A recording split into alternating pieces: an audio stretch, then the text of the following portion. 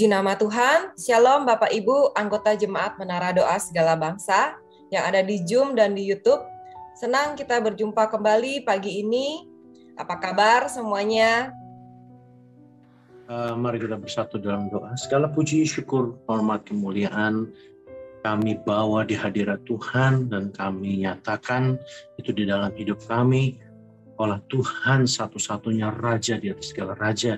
Kami mengucap syukur Tuhan kalau pagi hari ini kami boleh datang di tempat ini, kami bersekutu bersama, kami ingin mendengar isi hati Tuhan, kami ingin melakukan apa yang menjadi kehendak Tuhan dalam hidup kami.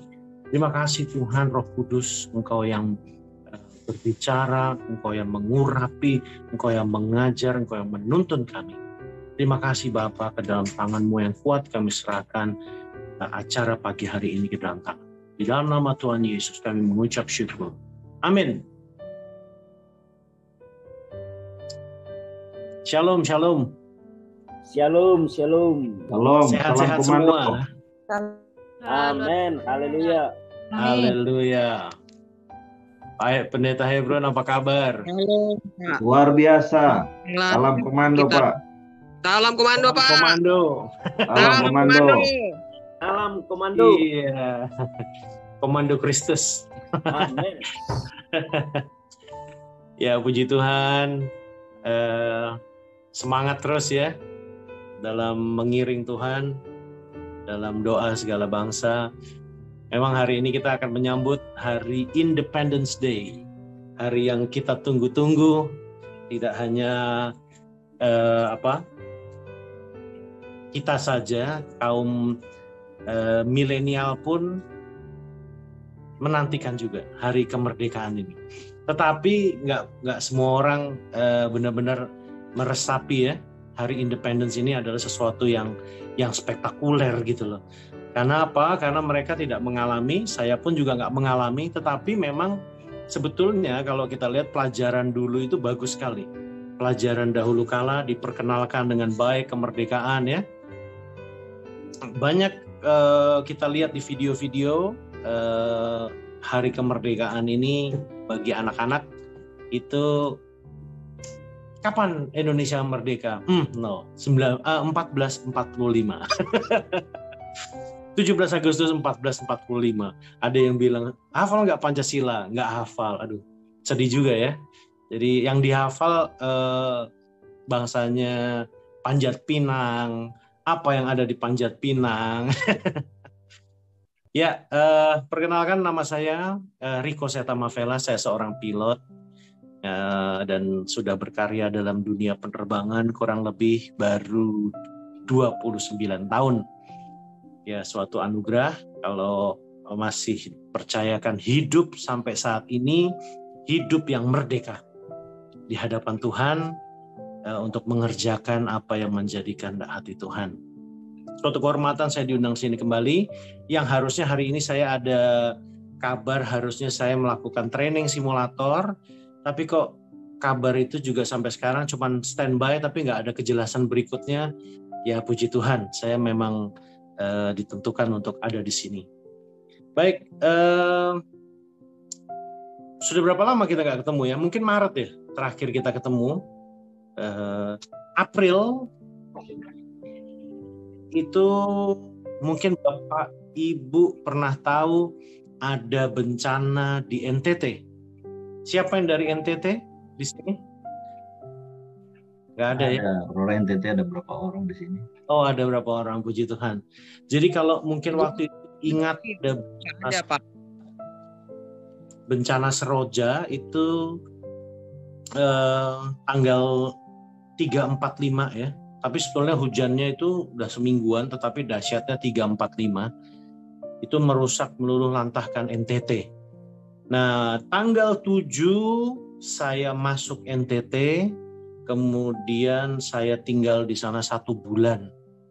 Dan akhirnya kami melihat banyak sekali jiwa-jiwa yang perlu ditolong di NTT, ya.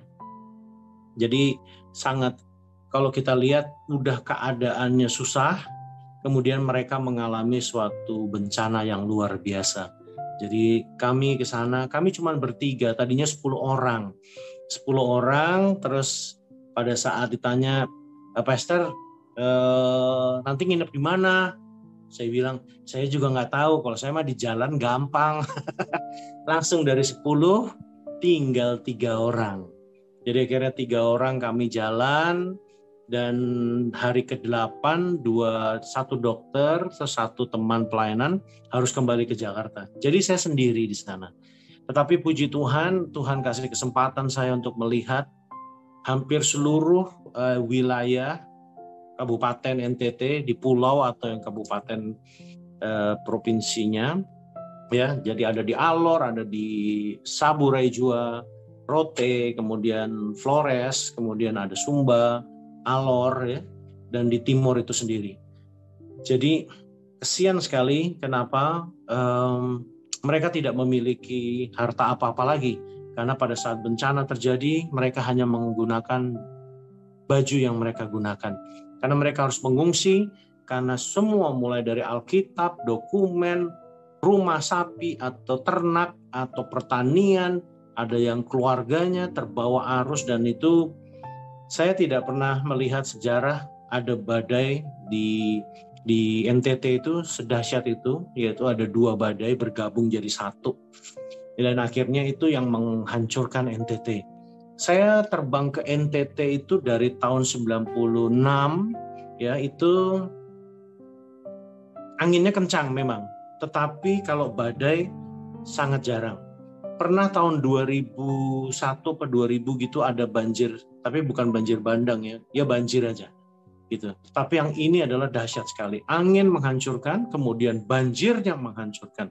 Sampai kemarin terjadi ada danau buatan, ya, ada beberapa danau yang tiba-tiba jadi, dan itu luar biasa. Tetapi sekarang sudah surut, udah nggak ada, udah kering lah. Ceritanya seperti itu. Itulah keadaan NTT. Kemudian saya berjumpa dengan banyak orang. Saya melihat di sana itu mereka belum merdeka ternyata. Ya, bahkan mereka banyak yang terikat, banyak yang masih menderita dalam ketidakmerdekaan Indonesia atau kemerdekaan secara spirit. Nah, saya sampai sekarang mencanangkan diri untuk mengerjakan dan membantu NTT sampai tahun depan, pertengahan tahun. Jadi saya tiap bulan, kecuali PPKM ini, karena kemarin kami tidak boleh masuk ke pedesaan karena takutnya kami membawa sesuatu gitu, virus lah gitu. Jadi makanya dengan adanya PPKM saya kembali. Jadi Juli itu saya kembali, Juli tanggal berapa ya? Awal minggu saya kembali, kemudian PPKM. Nah, kami bangun mereka karena apa? Karena perekonomian tidak baik. Kemudian di pedalaman, ya, mereka tidak punya listrik. Bahkan mereka kalau bilang sama saya di Alor, mau itu di timur adalah kabupaten Kupang itu kan ada di Pulau Timor itu. Istilahnya pusat government itu ada di situ. Di situ pun ada namanya wilayah yang tidak pernah punya listrik dari zaman purbakala kalau mereka bilang. Bahkan air susah. Saya melayani NTT dari tahun 2009 pertama kali masuk. Kemudian 2018 saya ke sana lagi. Dan kami menelusuri bahwa banyak sekali wilayah-wilayah yang tidak punya air. Sebetulnya problemnya tidak hanya itu, mereka merasa bahwa provinsi NTT adalah provinsi miskin. Tapi sebetulnya itu yang saya bilang tidak boleh kita memperkatakan bahwa provinsi ini miskin. Gitu. Sumber dayanya luar biasa. Alpukat terbaik, ya, karena saya sudah keliling dunia, I found one of the best. Alpukat itu ada di NTT. Jagungnya juga naturally sweet, bukan like a sweet corn gitu, which is totally different rasanya. Enak sekali. Banyak saya lihat potensinya. Air sebetulnya banyak, tetapi problemnya di dalam daratan, atau di dalam tanah, dan kami harus ngebor kurang lebih 120 meter, 80-90 meter, 100 ke atas lah, dan itu biayanya cukup besar. Nah, itu yang terjadi di sana. Jadi mereka bukannya sumber dayanya kering atau enggak, mereka air melimpah, tetapi untuk mendapatkannya sulit gitu loh. Nah, ini yang kami lakukan, kami berusaha mendapatkan air pertama. Ya, tidak hanya air fisik tetapi juga air kehidupan. Kemudian dari air itu adalah hiduplah peternakan, hiduplah pertanian. Yang kami lakukan sekarang adalah bantu ke perkebunan, pengadaan air, ya, kemudian sama peternakan. Dan above everything, saya mempelajari kenapa mereka dihantam badai. Bapak Ibu pasti tahu ya, saya ketemu sendiri dengan berapa kali dengan orang yang melihat air berubah menjadi anggur. Saya interview, saya ajak bicara, mereka menjadi saksi. Tetapi kenapa NTT seperti terlupakan? Gitu ya. Karena mereka sepertinya belum merdeka seutuhnya. Ya. Indonesia merdeka kita rayain tiap tanggal 17, tetapi tidak semua orang merasakan kemerdekaan itu. Itu hanya suatu acara. Mereka terbelenggu oleh namanya tadi kutuk kemiskinan, ya. Tidak hanya itu saja, kami di sana melihat bahwa mereka masih terbelenggu dengan kuasa kegelapan. Jadi kenapa mereka Kristen, mereka Katolik, mereka Muslim, ya? Itu karena dulu zaman PKI G30S itu, ya, orang kan berusaha untuk diberantas PKI, ya. Akhirnya pemerintah juga waktu itu pemerintah ke sana. Ini berdasarkan cerita bahwa kami diminta harus memiliki agama. Jadi mereka ke sana pilih agama yang Anda mau. Ada yang Kristen, akhirnya ada yang Katolik, yang punya tuan tanah atau raja gitu ya, punya tanah, membagi yang sebelah sana Muslim, yang sebelah sini Kristen, yang sebelah sana Katolik. Jadi mereka mengakui bahwa pada dasarnya mereka itu adalah paganism. Paganism itu penyembah berhala.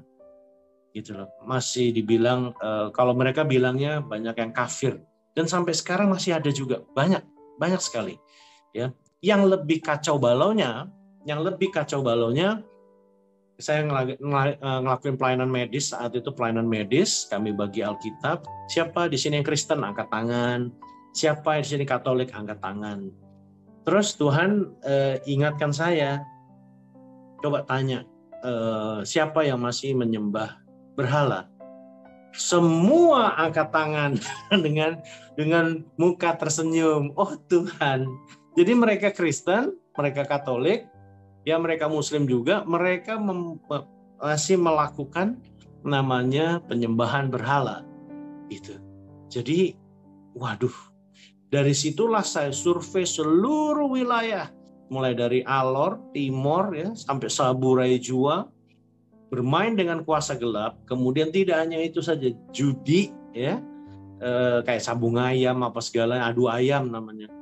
Terus itu mereka masih hidupi, gitu. Jadi saya miris sekali.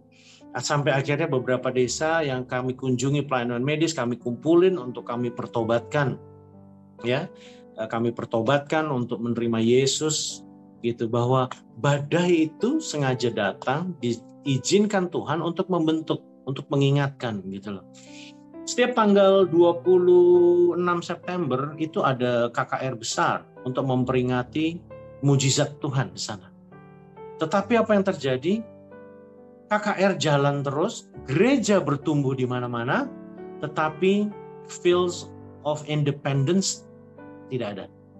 Ya, mungkin merdeka secara jasmani, yes. Tetapi merdeka secara spiritual mereka tidak. Mereka masih sangat terbelenggu dan mereka sangat terikat. Ya, kita buka Yohanes 8 ayat 31 sampai 34.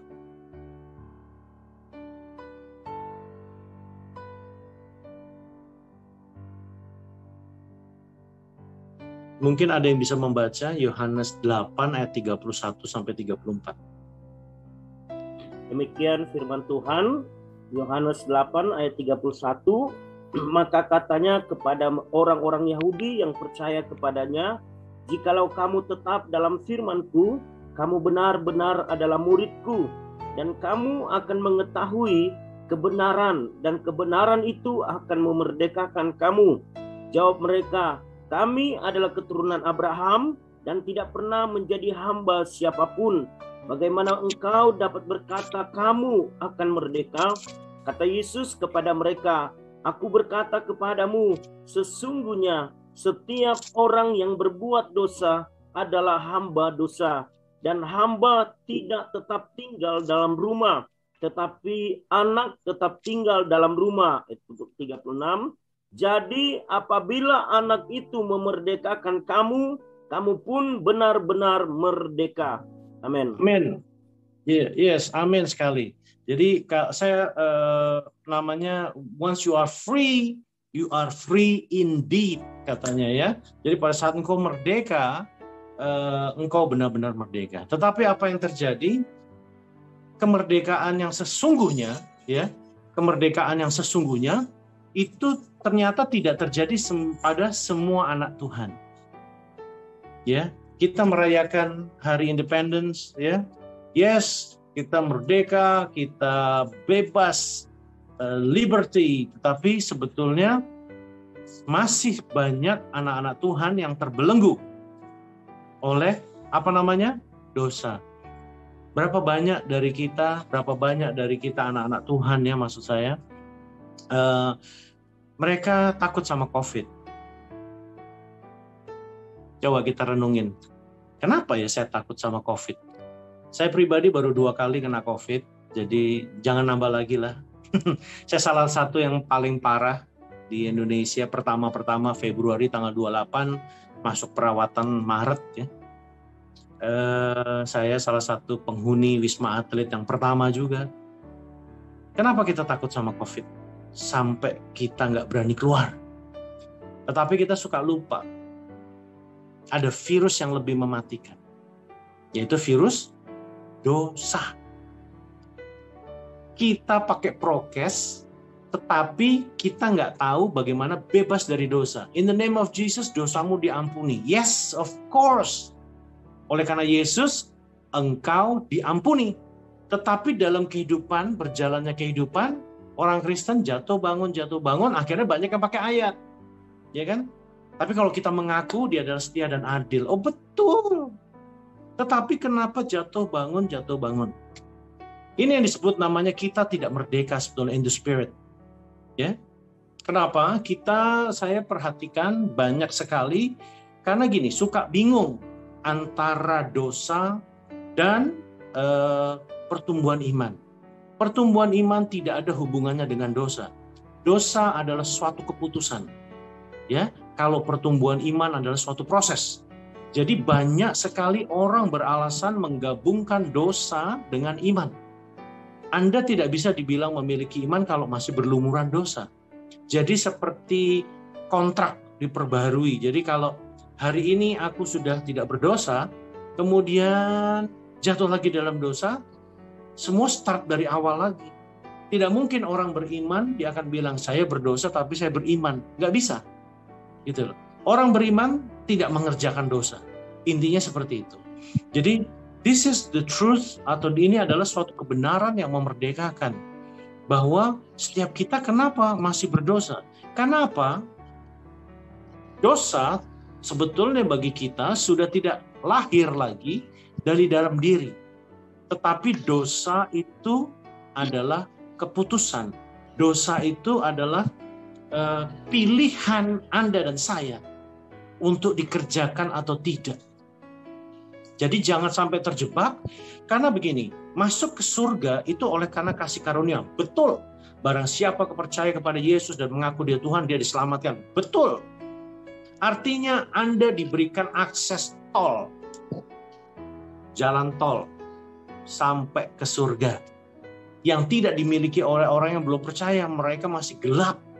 Mereka masih nggak tahu, masih berharap, buta. Ya kan, kalau ditanya, kamu masuk surga? Ya, insya Allah nanti saya masuk surga. Insya Allah itu bukan moga-moga ya, jangan salah. Insya Allah itu artinya seizin Allah gitu loh. Jadi, tapi dia nggak tahu betul Ini yang harusnya membedakan antara anak Tuhan dengan mereka yang di luar. Bahwa Anda tahu betul Anda memiliki jalan yang sudah dibuka oleh Kristus, kemudian tahu betul untuk mempertahankan keselamatan dan memelihara keselamatan supaya Anda dan saya berjalan di dalam tol sampai ke surga. Jadi sekali lagi saya ingatkan, dosa tidak ada hubungannya dengan iman. Kalau Anda berbuat dosa hari ini, imannya luntur lagi. Dari nol lagi. Jadi tidak mungkin orang bilang beriman, orang beriman tidak akan jatuh dalam dosa. Gitu. Ini problemnya karena apa? Bingung bahwa dosa itu tabiat apa bukan? Dosa itu pilihan saya apa orang lain yang membuat saya berdosa? Paling sering orang Kristen kalau dia lagi berdosa yang disalahin iblis. Padahal iblis sudah diinjak kepalanya. Dia mungkin ngadu, Tuhan gue disalahin mulu. Ini anak Tuhan ya. Kesian iblis itu. Kayak di waktu Adam dan Hawa jatuh dalam dosa, dia tanya, Adam, kenapa kamu jatuh dalam dosa? Kenapa kamu makan buahnya? Itu perempuan yang ngasih makan buah sama saya. Tanya perempuannya, kenapa? Itu ada si iblis. Terus iblisnya ditanya, ya Tuhan gue lagi. Udah dikalahin, udah diinjek-injek sama Tuhan Yesus, ya nggak? Tinggal menerima hukuman aja. Sebetulnya menghukum iblis nanti Anda dan saya, gitu loh. Iblis itu sudah takut dengan namanya orang percaya ya. Orang yang menghidupi kebenaran, orang iblis itu takut sekali. Jadi jangan pernah menyalahkan iblis. Kita dicobai oleh keinginan kita sendiri. Jadi di sini adalah Anda yang menjadi penentu untuk Anda merdeka. Negeri ini di independence oleh karena perjuangan para pahlawan. Saya sampai sekarang kalau 17 Agustus pasti nangis, dan tidak hanya itu, sesudah atau sebelum saya merenungkan ya, menangisnya kenapa? Karena mereka memberi nyawa untuk negeri ini. Tetapi banyak sekali teman-teman dari yang muda-muda sekarang ya, termasuk saya juga muda yang tidak menghargai kemerdekaan. Mereka menganggap atau gini, take it for granted suatu kemerdekaan gitu loh. Saya cukup sedih loh. Kita nih berhutang, secara manusia kita berhutang darah sama para pendahulu kita. Ya, kalau kita tidak mempergunakan kemerdekaan ini untuk benar-benar merdeka, ya, the useful of independence ini penting banget untuk membangun negeri, untuk terlibat dalam kehidupan bernegara, ya. Dan kalau kita itu bicara tentang independence daripada 17 Agustus, mengisi kemerdekaan itu. Well, sama. Kemerdekaan diberikan oleh Yesus kepada Anda dan saya, tetapi kita tidak useful of this freedoms atau independence. When you are free indeed. Jadi artinya pada saat engkau dibebaskan daripada dosa, engkau dan saya banyak kali tidak memelihara kemerdekaan itu di hadapan Tuhan. Gitu. Ini baru nggak? Sehingga orang lupa sakit COVID. Wah, takutnya luar biasa, nggak berani keluar, ibadah pakai online, ya. Tetapi buat dosa jalan terus. Nah, ini saya mengajak Bapak Ibu hari ini untuk benar-benar tahu betul dosa itu keputusannya ada di saya. Kenapa seperti itu? Jangan biasa doa itu doa rapel. Doa rapel itu seperti apa? Tuhan ampuni dosa-dosa saya yang lalu, ampuni segala kesalahan-kesalahan saya hari ini. Oh, pasti diampuni kok, pasti. Tetapi problemnya Anda tahu nggak dosa apa yang Anda lakukan? Kalau Anda tidak perkatakan satu persatu dosamu, Anda tidak belajar. Besok diulang lagi. Besok diulang lagi. Besok diulang lagi. Saya bicara di gereja di NTT, saya juga berasal dari gereja Oikumene ya. Di sana ada gereja Gemit ya, gereja Masehi Injil. Salah nih, pokoknya Gemit lah namanya, GMIT gitu, Gemit. Saya kok khotbah di situ ada namanya ritual pengampunan dosa. Pasti di gereja-gereja HKBP atau gereja apa adalah pengampunan dosa. Terus saya tanya, tiap minggu ada pengampunan dosa. Kapan orang Kristen menang? Kapan orang Kristen win in victory, ya? Menang dalam suatu kemenangan, yaitu kemenangannya Yesus, menang di dalam kemenangan Yesus, supaya Anda benar-benar merdeka. Jadi akhirnya karena ada fasilitas pengampunan dosa, Jumat, Sabtu, ya, gereja masih Injili Timur, ya betul. Terima kasih. Jadi setiap minggu datang ke pengampunan dosa, tiap hari datang ke pengampunan dosa. Are you sure this is the life of Christians? Enggak begitu. Pada saat Yesus mengampuni pendosa itu, perempuan yang berdosa atau pelacur itu, dia bilang, nggak ada yang lemparin kamu lagi. Ini gambaran dalam bahasa sehari-hari. Nggak ada yang lemparin kamu lagi, kan? Saya pun tidak. Istilahnya dosanya telah diampuni, dan jangan apa? Berbuat dosa lagi. Jangan berbuat dosa lagi.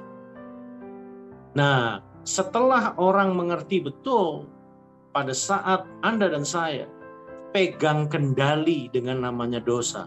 Dosa itu anggap aja cangkir minum, ya. Kelihatan ya, cangkir minum nih.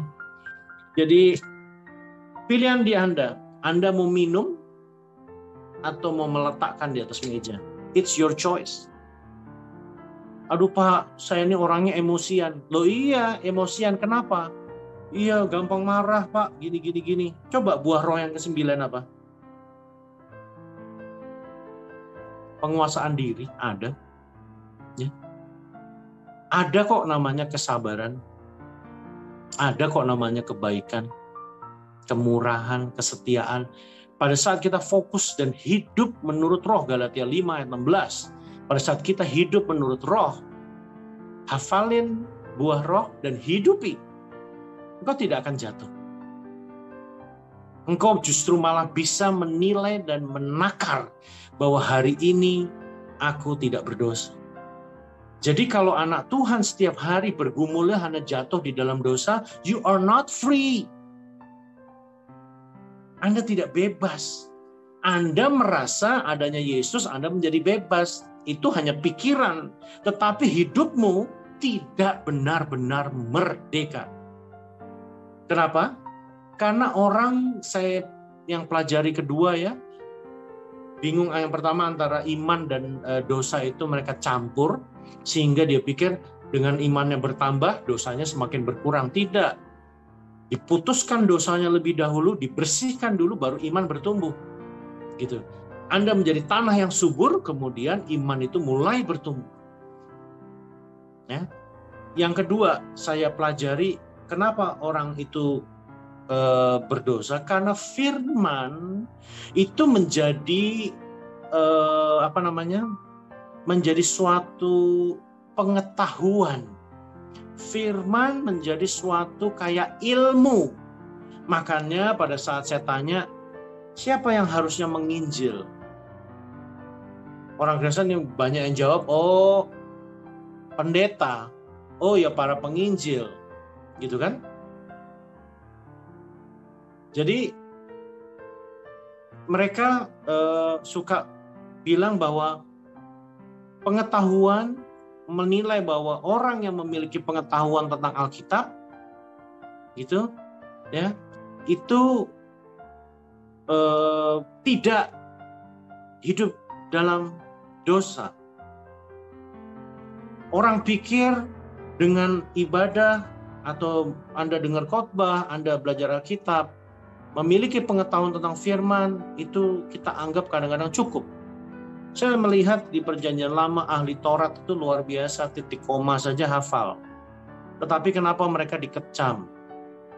Karena problemnya pengetahuan tentang firman Tuhan banyak di kepala, dengar khotbah beribu-ribu kali, baca buku-buku rohani hampir setiap hari, tetapi firman tidak menghidupi dan tidak dihidupi. Apa yang kita perkatakan tidak dilatih untuk dilakukan. Pertumbuhan iman sekali lagi there is nothing to do with sin. Tetapi firman itu harus menjadi pelatihan kita untuk kita hidupi. Ku renungkan firman-Mu siang dan malam, ku pegang perintah-Mu dan ku lakukan. Jadi harus dilakukan. Gitu. Itu caranya mengisi kemerdekaan engkau di dalam Yesus, supaya kita tidak terdistract dengan namanya dosa. Orang yang fokus ya dengan Tuhan, very rare dia akan memikirkan dosa. Kenapa? Sangat jarang orang yang fokusnya sama Tuhan, dia nggak akan menyentuh itu namanya dosa. Karena dia tahu itu bukan bagian daripada dia. Katakan sama saya sama-sama, dosa bukan milikku. Dosa bukan milikku. Dosa bukan milikku. Bagianku. Dosa bukan milikku, dosa bukan bagianku. Amin. Jangan diambil, jangan dipakai. Jadi kalau engkau melihat dompet saya di meja gitu, atau dompet orang lain ada di meja, atau di mana restoran ketinggalan, itu bukan milikmu. Jangan diambil dan dipakai. Sama, dosa bukan punyamu, itu punyanya iblis. Jangan dipakai. Amen. Gitu loh. Jadi supaya Anda dan saya free, tidak hanya sebagai jasmani, sebagai warga negeri Indonesia, dimerdekakan oleh para pendahulu kita, pengorbanan yang luar biasa, kita juga dimerdekakan secara spiritual oleh Kristus Yesus. Dan para murid-muridnya yang telah memberitakan Injil sampai ke Bapak, Ibu, dan saya. Gitu loh. Jadi hidupi firman seperti yang Yesus bilang. Ya, saya ulangi lagi. Ayat 30 dia, dan kamu akan mengetahui kebenaran, dan kebenaran itu akan memerdekakan kamu. Betul? Ayat 31 menjadi kunci. Maka katanya kepada orang Yahudi yang percaya kepadanya, orang Yahudi yang percaya kepadanya, jikalau kamu tetap di dalam firman-Ku, kamu benar-benar murid-Ku. This is so amazing. Penentunya lagi adalah perkataan firman adalah firman-Nya itu, perkataannya Yesus, firman Tuhan hidup di dalam diri Anda dan saya. Jadi yang mendrive hidup Anda dan saya adalah firman Tuhan. Pada saat orang berusaha atau dia bisnismen, dia nggak akan sekali-sekali berdosa, bayar pajak harus.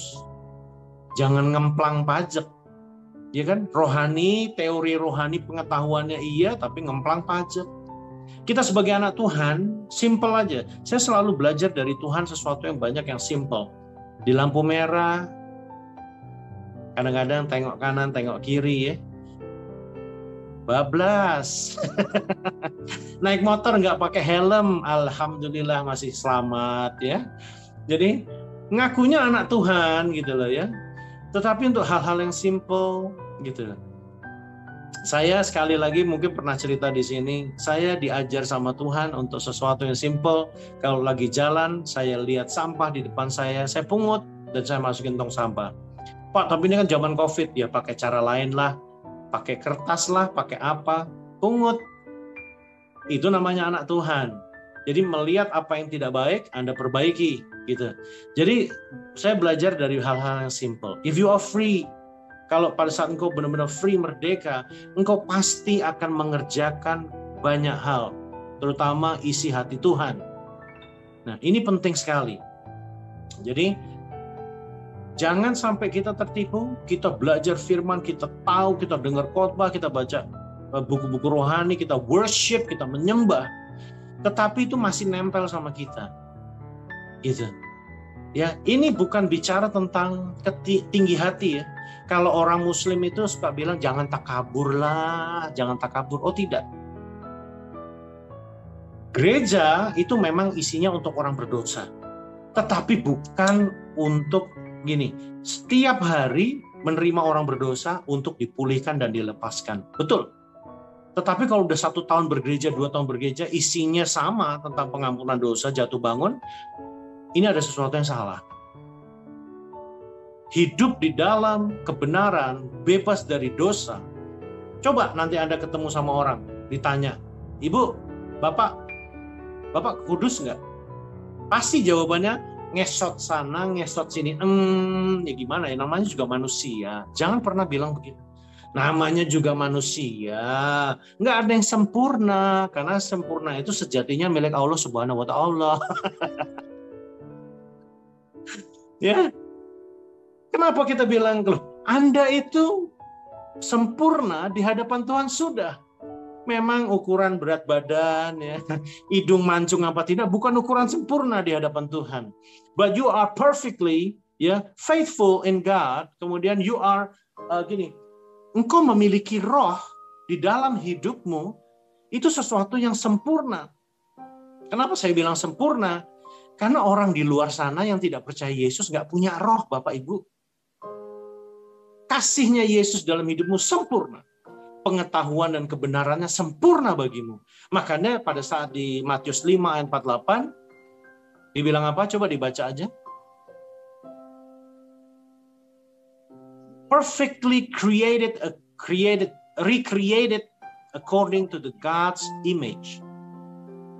Ya, Anda dikembalikan menjadi sempurna, memiliki citranya Dia sendiri. Boleh dibaca?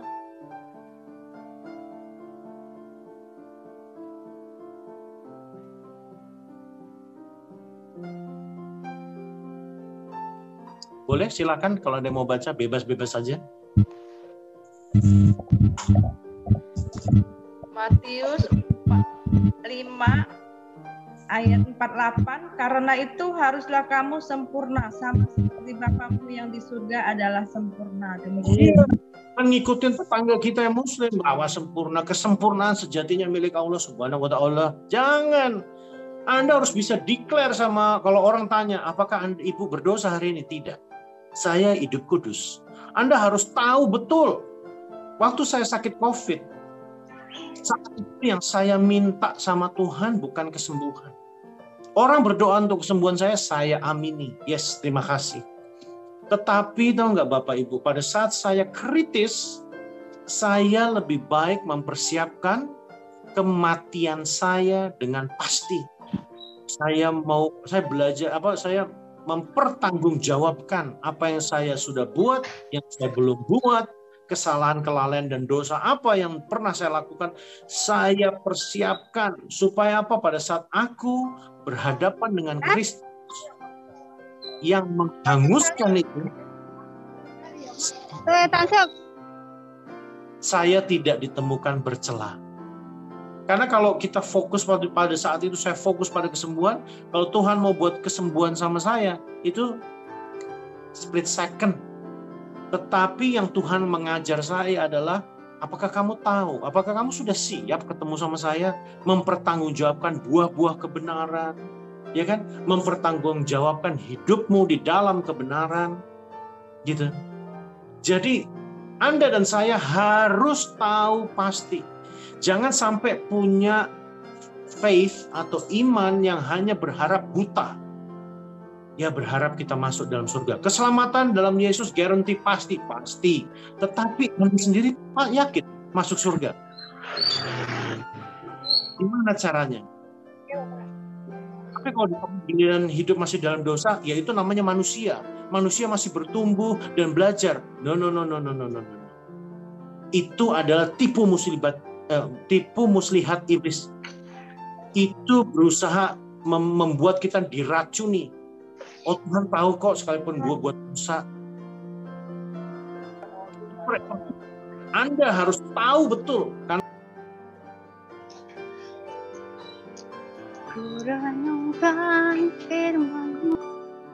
Ya. Oke. Jadi saya harus tahu betul, menakar dosa yang ada di dalam dirimu dan diriku. Anda harus tahu, saya hari ini bersalah apa tidak. Karena kalau kita hanya punya iman buta, Anda meraba-raba. Surga nggak bisa begitu. Pada saat Anda harus berjalan di jalan tol, pada saat Anda memilih untuk berdosa, Anda di luar jalan tol. Udah nggak ada jalan lain. Kan Yesus bilang, akulah jalan, kebenaran, dan hidup. Pada saat kita berada di tol, bertahanlah di tol. Gitu loh. Jangan sampai Bapak, Ibu, dan saya keluar di tol. Itu tanggung jawab Anda dan saya. Sama dengan negeri ini, dikasih kemerdekaan, pertanggungjawabkan kemerdekaan ini terhadap negeri ini. Kerja secara profesional seperti melakukan untuk Tuhan, ya. Tidak hanya itu, memelihara negeri ini. Memelihara dalam apa? Ada sampah, ada pungut. Iya, buat negeri ini jadi bersih. Buat negeri ini jadi maju. Ada orang miskin, Anda tolong. Ya, gitu. Jadi kita sama-sama merdeka, itu ada suatu action yang nyata. Pada saat engkau dimerdekakan oleh Kristus, itu luar biasa loh. Memerdekakan engkau dan saya dari jerat dosa, dia bayar harga dengan dia disalib. Luar biasa. Kalau Anda dan saya, sifat imannya masih take it for granted. Artinya, ya kayak tetangga sebelah berharap tapi buta. Nggak boleh. Anda harus tahu pasti. Saya fokus dalam Tuhan, saya mengerjakan hanya isi hati Tuhan melalui karya hidupku. Aku seorang dokter, aku akan memuliakan Tuhan dengan dokterku. Hidupku menjadi suatu penyembahan. Hidupku menjadi suatu persembahan. Anda insinyur, jadilah insinyur yang memberkati Tuhan dan melakukan kehendak Tuhan. Di tempat engkau bekerja, dimanapun. Makanya tidak ada istilah full timer anymore. Di dalam Tuhan hanya full heart. Orang yang benar-benar berjalan seperti Kristus. Gitu loh. Itu namanya Anda dan saya mengisi kemerdekaan secara jasmani dan rohani. Kita pikir penyembahan hanya bisa dilakukan dengan menyanyi, the worship. Oh tidak. Sekalipun Anda tidak membuka mulut Anda, tetapi hidup Anda dan saya menyenangkan hati Tuhan, that is worship. Pada saat Bapak Ibu menginjil, kalau Bapak Ibu ketemu jiwa yang belum kenal Yesus, apa yang kau lakukan? Menyampaikan firman, menyampaikan keselamatan apa tidak? Saya mempelajari di Alkitab, ya. Satu orang bertobat, si isi sorga bersuka cita, ya, istilahnya bersorak-sorai, ya kan? Pada saat engkau, kalau Anda ingin melakukan suatu pujian penyembahan yang paling dahsyat di alam semesta ini, selamatin satu orang deh. Engkau akan menggerakkan pujian penyembahan terdahsyat di alam semesta. Karena pada saat engkau memenangkan satu jiwa. Bye-bye. Pada saat engkau memenangkan satu jiwa, engkau membuat seisi sorga melakukan pujian penyembahan. Kita menganggap pujian penyembahan kita berkenan kepada Tuhan. Kita menganggap pujian penyembahan kita yang sangat diingini. Oh tidak. Hidupmu yang menjadi penyembahan itu. Otomatis orang yang memberikan hidupnya menjadi penyembahan dan persembahan bagi Tuhan, dia pasti menjadi penyembahan yang baik dan berkenan kepada Tuhan. Jangan ambil shortcut. Ya, shortcut itu apa ya namanya ya? Shortcut itu jalan pintas. Kita ingin menyenangkan hati Tuhan dengan nyogok dia dengan pujian penyembahan. You cannot do that. Pujian penyembahan lahir dari hidup yang benar. Yang tahu betul berjalan di antara dosa atau tidak. Yang fokusnya kepada isi hati Bapa. Makanya saya selalu bilang di mana-mana, misi utama daripada Kristus datang ke dunia menyelamatkan satu dunia. Misi Anda dan saya meneruskan apa yang Yesus kerjakan, menyelamatkan seisi dunia.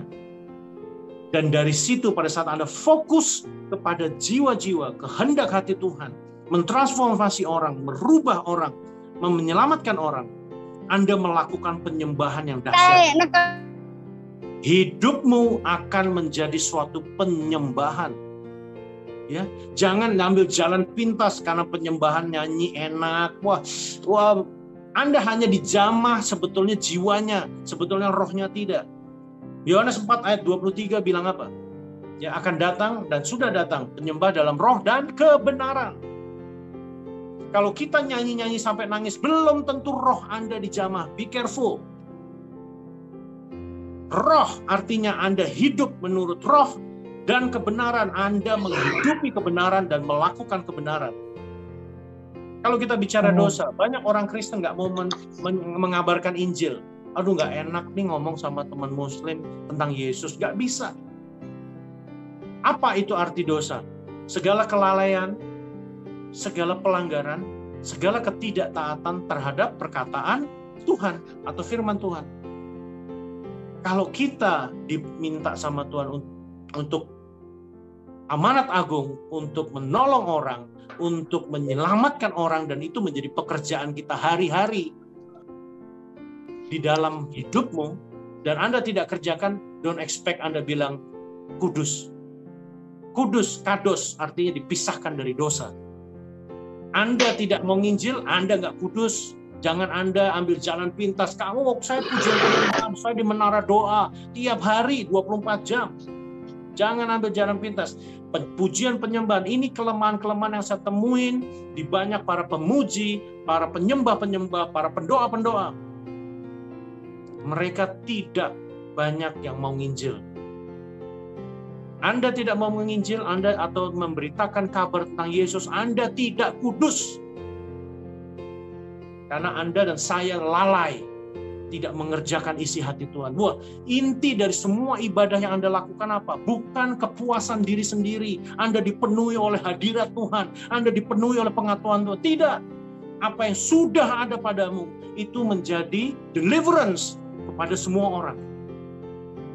Apa yang ada padamu, dirasakan impact-nya oleh orang lain di luar sana. Inti daripada semua ibadahmu, mengerjakan isi hati Tuhan. Yes, mengerjakan isi hati Tuhan. Amin, amin. Baru pada saat Anda melakukan kehendak Dia, Anda melakukan pujian penyembahan yang sekarang Bapak Ibu sukai. Dalam penyembahan menyanyikan lagu pujian. Pujian Anda, saya ingatkan sekali lagi, baru namanya berbobot. Anda tidak bisa nyembah Tuhan nggak ada bobotnya. Anda tidak bisa nyembah Tuhan, itu namanya menjilat, namanya nyogok Tuhan dengan mulut doang. Kalau kita nggak mau berbuat apa-apa untuk kerajaan surga. Karena firman itu Anda dan saya harus mengerjakan. Sebetulnya kata harus ini kurang tepat. Anda didesain, dirancang ulang, Anda diselamatkan untuk menjadi satu citra dengan Bapa atau satu citra dengan Kristus, supaya Anda mengerjakan apa yang Kristus kerjakan. Banyak orang Kristen bukan harus, karena di kekristenan tidak ada keharusan, tetapi kesadaran. Dia telah membuat engkau sama seperti Kristus, supaya engkau melakukan apa yang Kristus lakukan. Ya, Roma 8 ayat 29.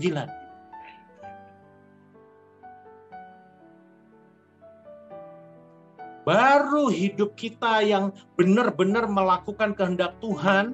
Kehendak Tuhan tuh begini ya, bukan hanya Anda tidak berdosa perbuatan daging, itu sama dengan agama lain. Itu yang sedang mereka perjuangkan untuk tidak berdosa menurut ibadah mereka. Anda tidak hidup di situ lagi. Gitu. Anda dan saya sudah dibebaskan.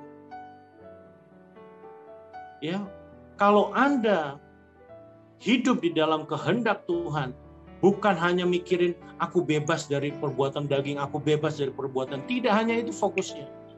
Bebas dari perbuatan daging, kita anggap ya kita melakukan kita dibilang kudus.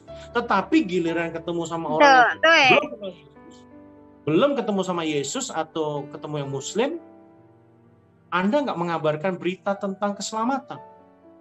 Anda lalai namanya. Lalai itu dosa. Kalau Anda mengerjakan itu, kalau Anda sadar, bukan harus, kalau Anda sadar betul, Anda secitra dengan Kristus, pemikirannya sama dengan Kristus, matanya Kristus, telinganya Kristus, tangan, hati, kaki, mulut, semua punyanya Kristus. Anda menghidupi hidup ini seperti Kristus, Anda otomatis akan menyelamatkan jiwa-jiwa.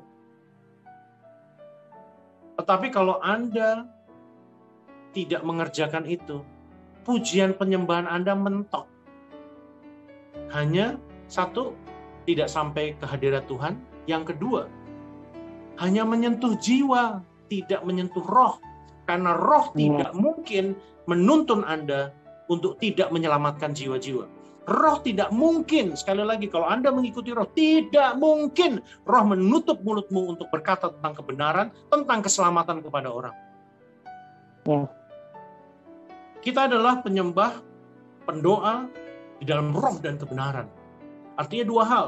Penyembahan Anda harus lahir dari roh yang benar. Dan berbobot daripada suatu kebenaran yang Anda penuhi di dalam hidup. Bukan karena keharusan, tetapi karena engkau adalah Kristus itu. Kita buka Roma 8 ayat 9, silahkan dibaca.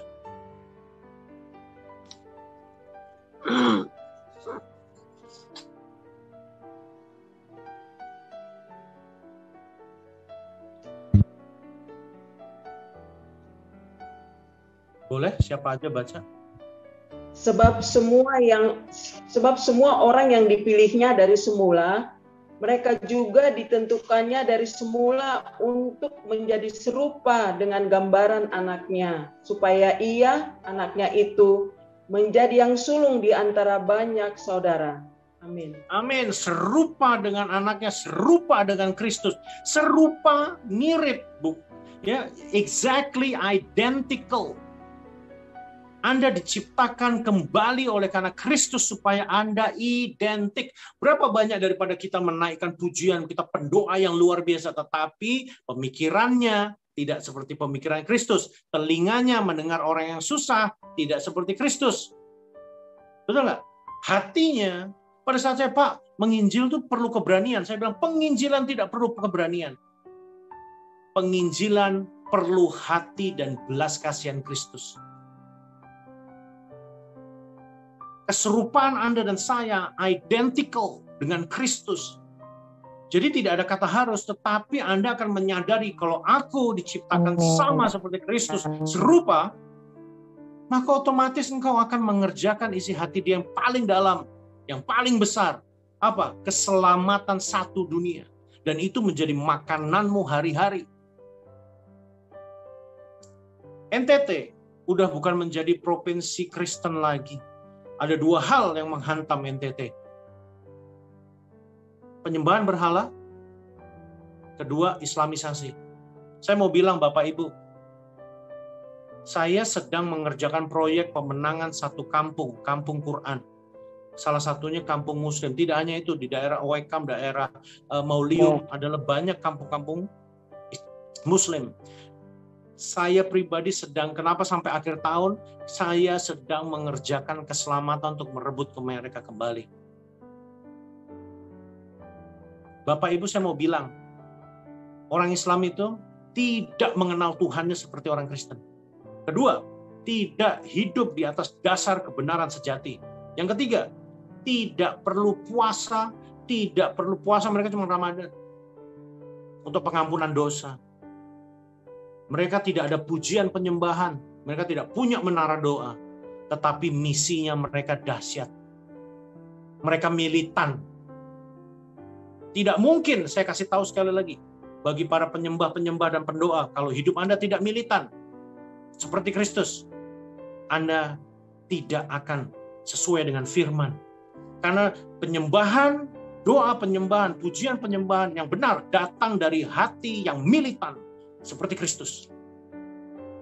Jangan sampai kita ditipu oleh daging kita. Enak pujian penyembahan, saya juga suka, meneteskan air mata, suka, tetapi itu hanya menyentuh jiwa. Kalau Anda tidak mau dituntun dan dibawa sama roh, penyembahan Anda menjadi sia-sia, bahkan menjadi palsu. Hati-hati. Pendoa, penyembah-penyembah harus lahir dari hati, dari iman yang militan. Artinya apa? Anda mau pikul salib untuk Yesus. Anda mau mati untuk Kristus. Bahkan Yohanes 15 ayat 12 kita baca sama-sama. Dan 13.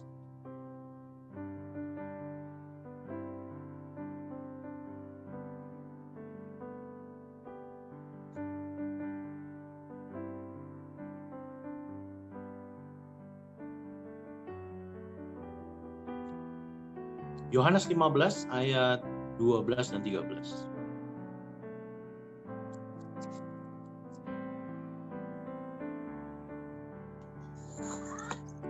Ayat 12 dan 13. Inilah perintahku, yaitu supaya kamu saling mengasihi seperti aku telah mengasihi kamu. Tidak ada kasih yang lebih besar daripada kasih seorang yang memberikan nyawanya untuk sahabat-sahabatnya. Amin. Orang pikir ayat 13 ini menggambarkan tentang Yesus. Oh tidak, Yesus memberi contoh untuk Anda dan saya melakukan apa yang Dia lakukan. Tidak ada kasih yang lebih besar daripada seorang yang memberikan nyawanya untuk sahabatnya. Anda diminta, sebetulnya ini suatu perintah, karena waktu itu sifatnya pengajaran menjadi suatu perintah. Tetapi orang yang menghidupi Kristus, akhirnya dia menyadari firman itu akhirnya bukan perintah, tetapi membuat Anda berjumpa menjadi firman. Awalnya adalah suatu perintah. Perintah itu membentuk iman Anda. Dari iman Anda akhirnya Anda melihat citra Yesus pada dirimu. Sehingga Anda secara otomatis melakukan apa yang Yesus kerjakan. Yohanes 14 ayat 12.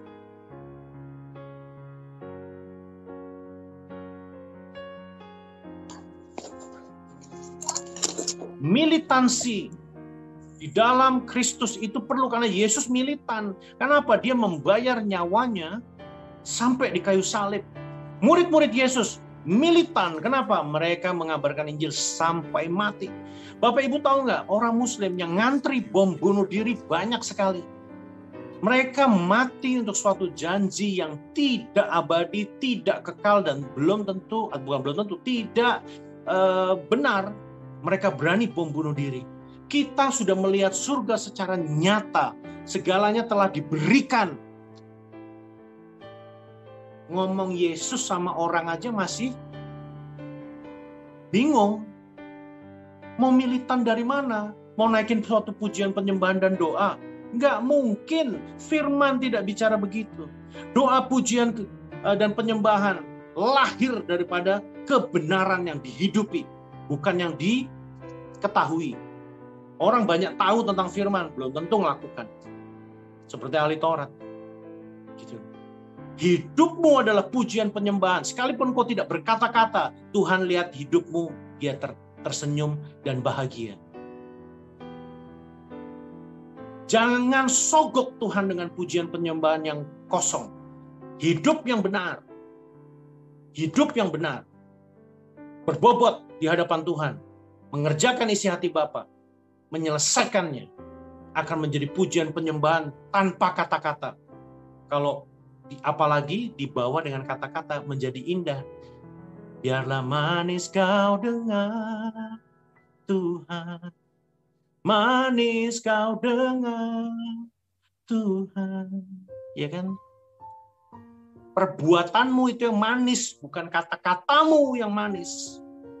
Hidupmu yang manis, itu yang menentukan pujian penyembahan. Doa seorang tentara jelas.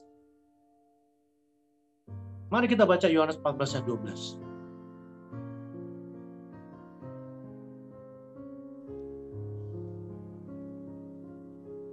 Silakan dibaca, boleh siapa? Kepadamu, sesungguhnya barang siapa percaya kepadaku, ia akan melakukan juga pekerjaan-pekerjaan yang aku lakukan.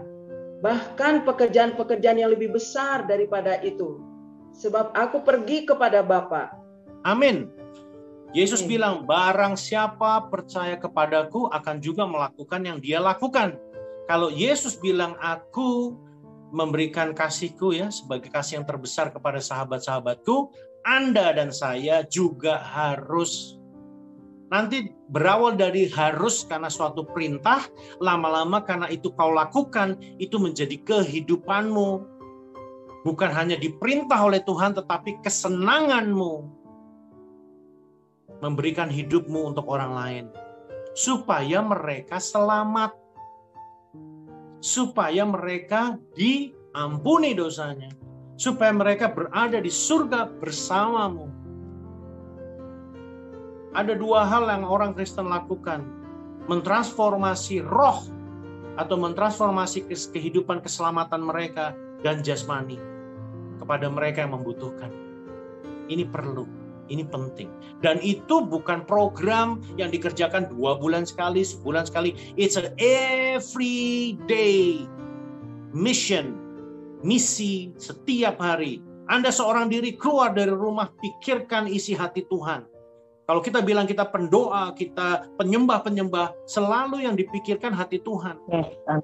Banyak orang mengaku penyembah, suka berdoa, tetapi ini pada saat selesai dari tempat ibadah, tidak memikirkan apa yang Kristus pikirkan. Keluar dari rumah, tengok kanan kiri, mana yang belum kenal Yesus. Sampaikan, Bapak Ibu, memberitakan Injil sangat simpel. Anda tidak perlu berargumen dengan orang. Ada tukang sayur lewat, Shalom Pak, apa kabar? Ada terong kah? Beli. Tuhan Yesus mengasihimu, Tuhan Yesus memberkatimu. Orang ojek pasti sering order GoSend atau GoFood ya. Dia kan pasti nelpon. Terima kasih Bapak ya. Tuhan Yesus mengasihimu. Karena dia di luar jangkauanmu. Sampai sekarang nggak ada tuh yang pernah bilang, Bapak, saya ini Muslim. Nggak ada. Amin Pak, amin, terima kasih. Declare the name of Jesus. Katakan sama saya, declare the name of Jesus. Perkatakan nama Yesus Tuhan kepada segala makhluk. Sebelum Yesus naik ke surga, ya, dia perintahkan apa? Beritakanlah Injil kepada seluruh makhluk, segala makhluk. Supaya mereka mendengar nama Yesus. Anda tidak perlu debat, tetapi kalau dia bertanya, Anda jawab. Anda selesai jawab, nggak bisa jawab, udah, hentikan. Tapi supaya Anda bisa jawab terus, makanya hidupi firman. Gitu. Kalau Anda biasa menghidupi Kristus, menjawabnya jadi gampang. Karena engkau nyata mengalami Kristus di dalam hidupmu. Gitu loh. Penginjilan tidak butuh keberanian. Butuh belas kasihan. Karena belas kasihan membuat Yesus mati di kayu salib. Pahlawan-pahlawan kita. Karena dia mengasihi Indonesia. Mengasihi Anda dan saya. Dia sudah melihat jauh ke depan. Bangsaku membutuhkan aku. Dia nggak berani mati. Oleh karena belas kasihan dia. Para pahlawan Indonesia memerdekakan Indonesia. Kalau cuman berani, pasti ada takutnya. Tetapi kalau belas kasihan mengalahkan segala ketakutan. Sehingga kalau orang yang memiliki belas kasihan seperti Kristus, dia akan diutus kemana saja. Mulai dari rumah, keluar rumah, ke tetangga, ke mall, kemana. Di tempat Anda bekerja, ya, Kristus terpancar dari dalam hati kita.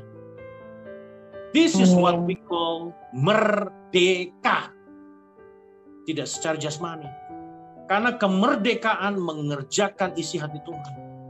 Anda terbebas, Anda aktif mengerjakan kemerdekaan dan mengisi kemerdekaan Kristus dengan kehendak hati Dia. Gitu. Ini penting. Kenapa saya bicara dengan firman? Karena saya temui banyak orang nih hanya ritual. Kita terjebak kepada suatu pengajaran bahwa Tuhan itu disenangkan di atas puji-pujian umatnya. Umatnya seperti apa? Umat yang melakukan kehendak Bapa. Umat yang mengerjakan isi hati Tuhan. Makanya kalau ada orang Kristen ditanya, kenapa kamu berbuat baik? Banyak yang jawab, karena Kristus telah berbuat baik kepadaku. Menurut Alkitab ternyata salah besar. Anda berbuat baik karena Kristus hidup di dalam dirimu. Hidup artinya He take controls of your life. Dia mengambil alih hidupmu. Sekalipun Anda direksi dalam suatu perusahaan, Anda adalah direksi Kristus. Kita buka Mazmur 82.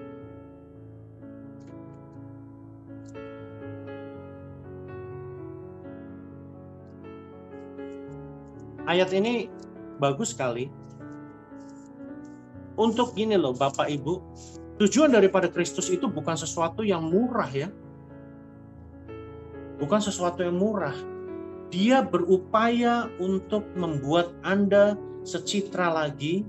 Dengan pengampunan dosa engkau dibebaskan, ya, dengan luar biasa engkau dipulihkan, mujizat, kesembuhan atau apapun menjadi bagian dari hidupmu.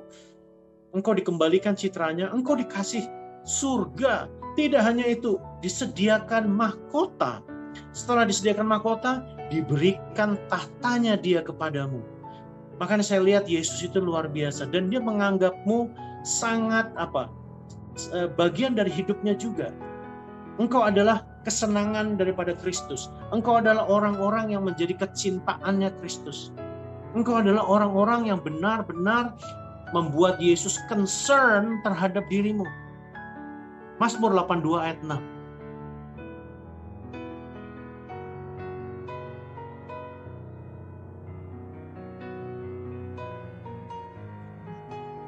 Aku sendiri telah berfirman, kamu adalah Allah dan anak-anak yang maha tinggi kamu sekalian. Yes, amin. Ini perjanjian lama dia aja ngomong begitu. Kamu adalah Allah walaupun hanya kecil. It shows, it represent engkau adalah bagian daripada Elohim atau Allah itu sendiri.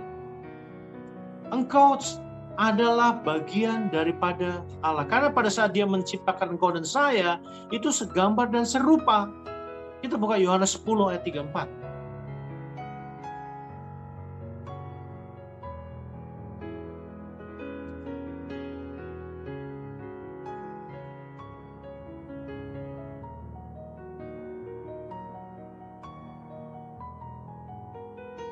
Yohanes 10 ayat 34.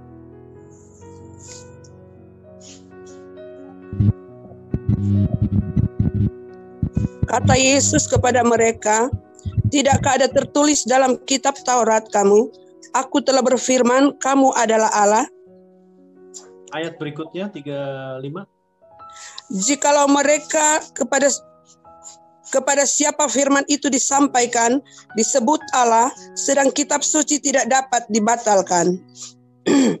Yes, amin. Secara firman itu mengatakan sangat eksplisit, sangat jelas bahwa kamu dan saya, engkau dan saya adalah bagian daripada dia sendiri. Ayat pendukung lain di perjanjian baru banyak ya, contohnya Roma 8 ayat 9. Kita buka sama-sama. Kenapa sih kita ini sampai sedemikian rupa dipilih oleh Tuhan? Roma 8 ayat 9.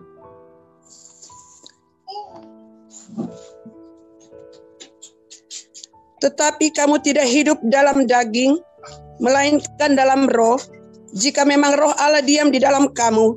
Tetapi jika orang tidak memiliki roh Kristus, ia bukan milik Kristus. Amin. Roh itu memilih untuk tinggal bersama Anda dan saya. Ayat 11. Ayat 11. Dan jika roh dia yang telah membangkitkan Yesus dari antara orang mati diam di dalam kamu, maka ia yang telah membangkitkan Kristus Yesus dari antara orang mati akan menghidupkan juga tubuhmu yang fana itu oleh rohnya yang diam di dalam kamu. Kalau ditanya Yesus sekarang ada di mana? Yesus di mana-mana. Tetapi di mana dia paling suka tinggal? Bukan di surga. Yes. Dia tinggal bersamamu. Kenapa? Kenapa sampai Yesus naik ke surga? Dia kirim Roh Kudus. Supaya Anda tetap meneruskan pekerjaannya dia sampai dia datang. Sampai dia datang. Dia memilih untuk tetap bekerja bersama Anda daripada nganggur di surga. Engkau menjadi partner teman sekerja Tuhan untuk mengerjakan isi hati Tuhan.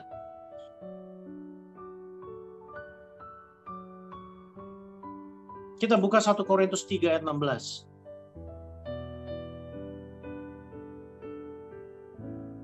Buat persekutuan ini militan.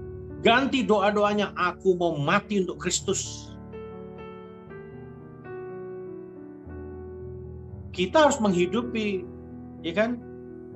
Hidup adalah Kristus, mati adalah keuntungan. Jangan hanya, itu kata Ahok. Itu katanya Ahok, Tuhan ini aku, utuslah dia. Salah kan? Ini aku Tuhan, utuslah aku. Iya kan? Amin. Jadi, Amin. Anda tidak punya doa Tuhan aku mau mati untuk Kristus. Kita nggak akan pernah bisa hidup di area militansi Kristus itu sendiri. Akhirnya kita hanya menutupi kekurangan kita dengan ritual-ritual ibadah kita. Iman kita hanya disalut, hanya dibungkus dengan hal itu, tapi kita sebenarnya nggak menghidupi.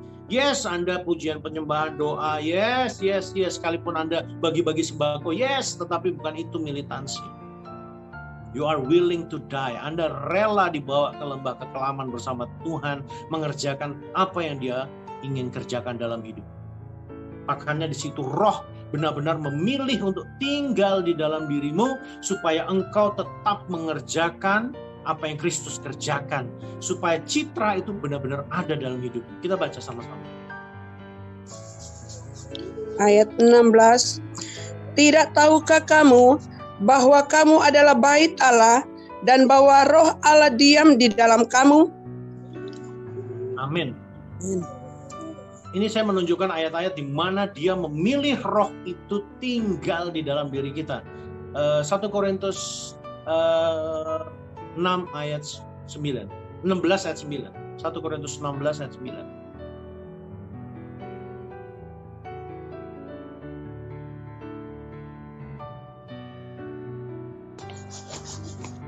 Ayat 9. Sebab di sini banyak kesempatan bagiku untuk mengerjakan pekerjaan yang besar dan penting, sekalipun ada banyak penentang. Amin. 6 ayat 19 ya Bu ya. 1 Korintus 6 ayat 19. 1 Korintus 6 ayat 19. Tadi atau tidak tahu ke... Iya, 1 Korintus 6 ayat 19. Iya. Atau tidak tahukah kamu bahwa tubuhmu adalah bait Roh Kudus yang diam dalam kamu, Roh Kudus yang kamu peroleh dari Allah, dan bahwa kamu bukan milik kamu sendiri. Amin. Amin. Kalau kita tahu bahwa kita bukan milik kita sendiri, milik siapa dong? Milik Kristus. Makanya engkau dimerdekakan oleh Kristus. Efesus 2 ayat 22.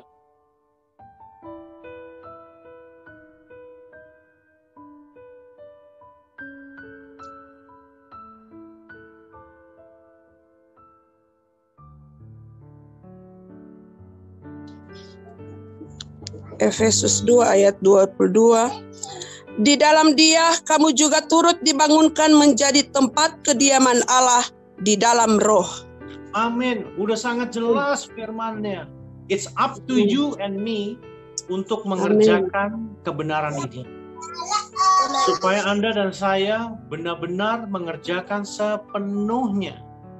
Secara otomatis militansi itu karena ada roh di dalam dirimu, otomatis Anda harusnya sudah militan. Cuman karena ada resistansi daripada badan ini yang nggak mau mengerjakan, sehingga kita nggak militan.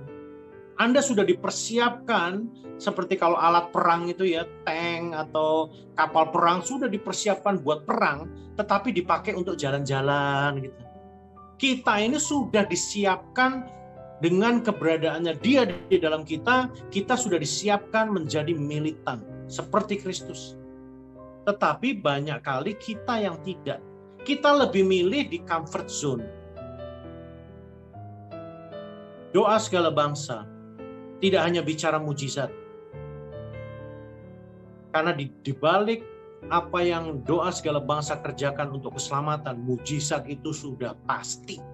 Kesembuhan sudah pasti. Tetapi kalau kita fokusnya hanya di situ, kita nggak ngerjain apa-apa. Semua orang yang disembuhkan sama Yesus kebanyakan bicara tentang keselamatan, baru sembuh. So, grup ini adalah bait Tuhan. Kita mengerjakan apa yang Bapa ingin kita kerjakan. Ya. Sehingga pada saat engkau berkumpul, setiap kita memiliki buah kebenaran. sehingga pujian penyembahannya dinikmati Tuhan karena dia melihat hidupmu yang berbuah. Doamu menjadi berkuasa karena engkau tahu betul apa yang mau didoakan. Remember, orang militan tidak banyak meminta kepada Tuhan. Dia memberi. Tuhan, aku setelah ini akan keluar menjadi berkat dan ini janjiku. Jadi bicara tentang doa lebih banyak, jangan memerintah Tuhan, jangan hanya minta-minta. Lepaskan itu. Dia tahu betul yang apa Bapak Ibu butuhkan. Tetapi jadikan doa ini menjadi suatu komitmen, suatu janji, suatu deklarasi kepada Tuhan. Aku siap dipakai Tuhan. Keluar dari menara doa ini, lakukan apa yang kau doakan. Amin. Kiranya Tuhan Yesus memberkati, pengurapan dari Yang Maha Tinggi menjadi milikmu sepenuhnya. Di dalam nama Tuhan Yesus. Amin. Baik Bapak Ibu, saya persilahkan jika ada Bapak Ibu yang mau men-sharingkan apa yang mendapat penyataan Tuhan pada saat pujian dan penyembahan tadi. Dipersilahkan jika ada. Saya bersyukur ya, firman Tuhan kita saat ini seperti ini. Saya udah menghayati kayaknya udah benar gitu ya di hadapan Tuhan, kayaknya nggak ada salah gitu. Tapi begitu dengar firman Tuhan, kayaknya kok banyak kesalahan gitu dari benernya gitu. Tapi saya bersyukur ya. Jadi untuk hari ke depan saya bisa memperbaiki gitu. Mana yang saya salah, kekurangan, saya memperbaiki gitu. Jadi begitu indah ya pagi hari ini saya bisa mengikuti, mendengarkan firman Tuhan, begitu menyentuh hidup saya gitu ya. Jadi saya mau ke depan untuk memperbaiki. Memang saya kurang untuk menginjil karena tetangga saya banyak ya, dan juga saya nggak berani juga kalau di sebelah gereja saya ini kan orang Muslim juga. Saya minta hikmat lah, nanti bisa teman yang bisa memberitakan gitu firman Tuhan kepada mereka gitu ya. Jadi kalau daerah yang lain itu teman saya orang Buddha semua gitu ya. Memang saya kembali di sini tuh ya semua Tuhan lah yang menolong gitu ya. Saya tuh sebetulnya senang di Jakarta. Saya melayani di GPIA Jakarta udah hampir jadi pengerja 40 tahun di situ. Saya senang sekali gitu ya, karena suami saya juga di Jakarta waktu itu dan saya tinggal di Kelapa Gading ya.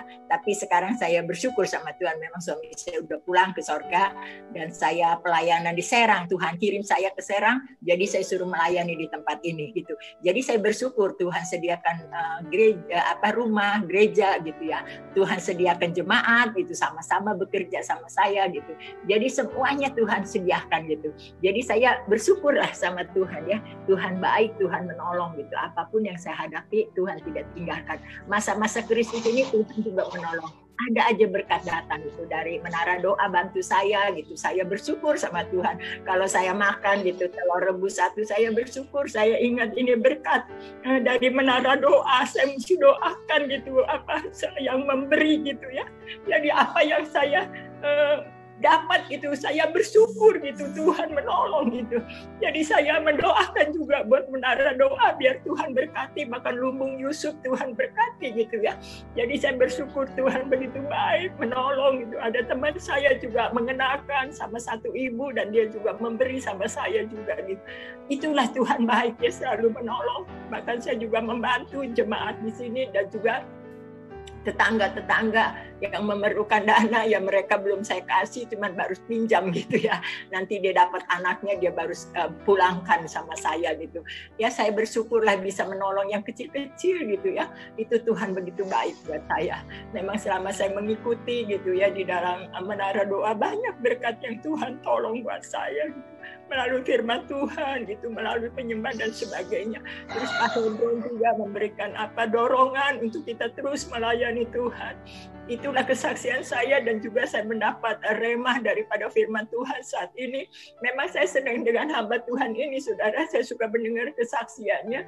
Begitu indah ya mereka Tuhan tolong gitu. Saya juga kalau mau bersaksi banyak, mungkin ini kali ini aja ya saya juga mau bersaksi banyak pertolongan Tuhan.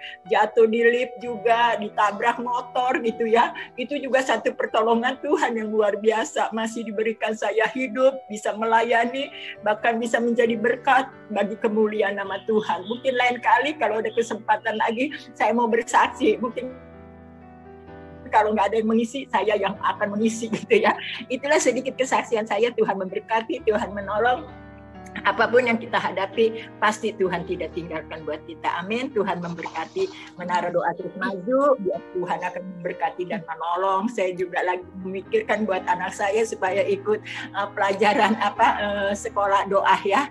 Dan juga saya bersyukur ya, saya pikir antar anak saya suruh ikut deh sekolah doa gitu. Kalau buat saya kayaknya repot sedikit.